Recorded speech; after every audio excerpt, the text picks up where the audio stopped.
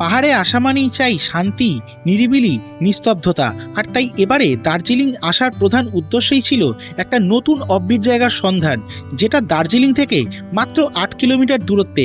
আগে থেকে হোমস্টেতে গাড়ি বলে রেখেছিলাম। সেই মতো দার্জিলিং শহরকে বিদায় জানিয়ে রওনা হলাম তুকভারের উদ্দেশ্যে। 45 মিনিট যাত্রা করার পর আমরা পৌঁছে গেলাম আমাদের থাকার আস্তানা কৈলি হোমস্টেতে। আর আমাদের গাড়ি ভাড়া লেগেছিল 1000 টাকার মতো।